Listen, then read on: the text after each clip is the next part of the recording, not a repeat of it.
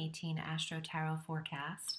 I am shuffling one of the first decks that I ever used on this platform 5 years ago, and it's the Alchemical deck by Robert M. Place. It's so worn, but I'm actually completing my decorative series on Instagram this week. I'll have reached all 78 cards, and I started decorating the tarot on my Instagram page with this deck, and that was about over 78 weeks ago. And now I'm finishing, so I'm using this deck in the closing of that, so I thought I would bring it into the forecast, and I'm excited. I'll be shuffling this for the Astro portion of the reading. Thank you for choosing me. Thank you for subscribing, and thank you for following me on IG. I'm trying to build that following up as well. So let's get through October. We have a ton of energy as usual. We are going to start on the 5th of October with Venus retrograding at 10 degrees of Scorpio, and that will be through the 16th of November. And Scorpio is a sector of the wheel for you, Aries, and Aries rising in particular. So please watch your ascendant sign, your moon sign, and your sun sign for a full dose of the cosmos. The 8th house is where Scorpio holds his position. And I feel like your shared resources and your feeling of generosity, support, there's a harmony in your intimacies and potentially a review of your intimate connections, Aries, and who you're investing in and who's investing in you. On the 8th, our new moon at 15 degrees of Libra occurs in the partnership sector, the 7th house, the solar polar opposite sign from you on the solar wheel. There's a fresh new start to your partnerships and a fresh new start in your business relationships as well. For those of you, Aries, who are looking for marriage mates, connections, soulmates, it's time for you to put yourself out there and to be seen and to take a risk on the new moon, a risk in your feelings, maybe in expressing yourself. On the 9th, Mercury enters Scorpio as well, more 8th house energy. Mercury and Venus are in that sector together.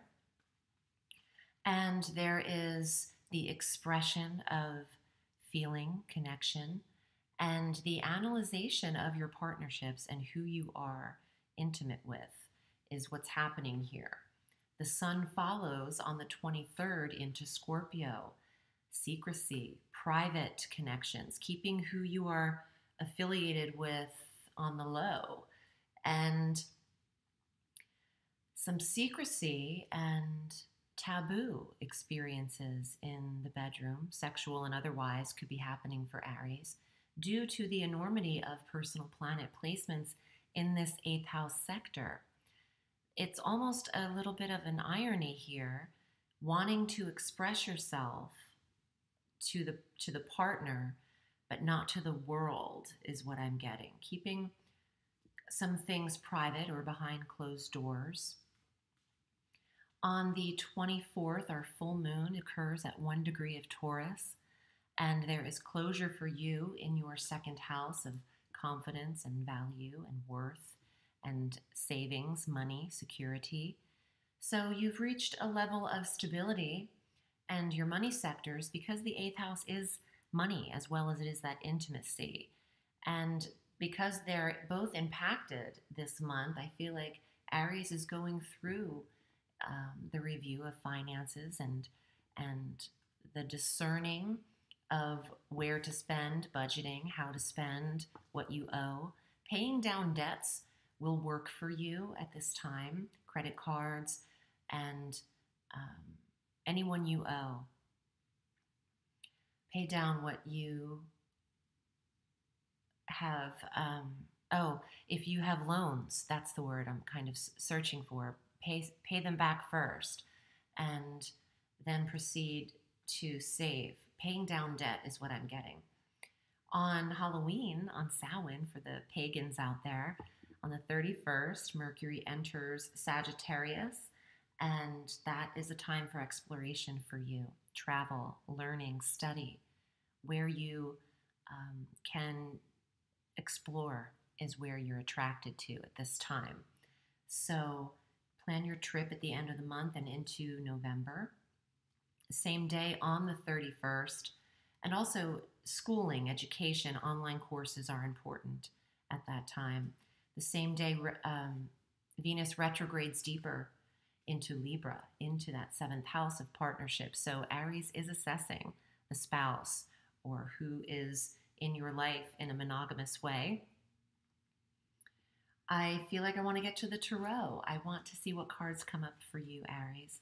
So please take the time to listen to your ascendant as well as your moon sign. And this month of October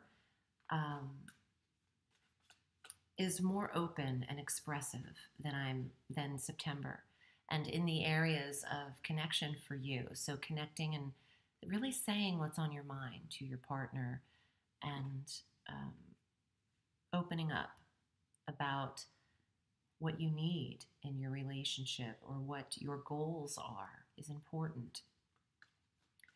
So let's see what's here in the cards for you, Aries. If you'd like a personal reading with me, I'm at audreyalison.com. I read all through the week, and it is my pleasure to read for you. If you haven't chosen a tarot reading, it's 30 minutes, it's $85, and we cover a lot. I also have an astrological Astro Tarot reading, which is the chart, your birth chart, and the cards and the stars. I incorporate them both. And I have for just $3 more than the tarot reading, for $88, you could receive a 3-week course of mine, a go at your own pace tarot course that I've written with personal stories, tutorials, pictures, and that could occur for you. Also, Vimeo is available on demand, and that is $2.99. If you liked what you saw in the tarot readings here on YouTube for September, that is what I'm doing on Vimeo. So if you're not there, check that out. Aries, here are your cards for the month of October. Lady of Coins. Property, balance, gardening, outdoors, peace, beauty, protection, security, earnings. Could also be an earth sign female, Virgo, Taurus, or Capricorn in your life. The Knight of Fire. Here we go, Aries. The Knight of Staves. The card of relocation. Also action, activity, exploration, travel, movement, representing Aries and the fire within you in that card. Let's see what else is here. King of Cups, King of Vessels, water sign, Cancer, Scorpio, Pisces. Also a very strong intuitive card and instinctual energy. And I feel like it's connecting to the Scorpion energy that we're receiving this month. Let's see what else. And little victory. Prodigal son returning home. The Six of Wands. Award, accolade, recognition, and accomplishment. So, Aries, you're getting what you desire, is what I feel. And where you internally focus,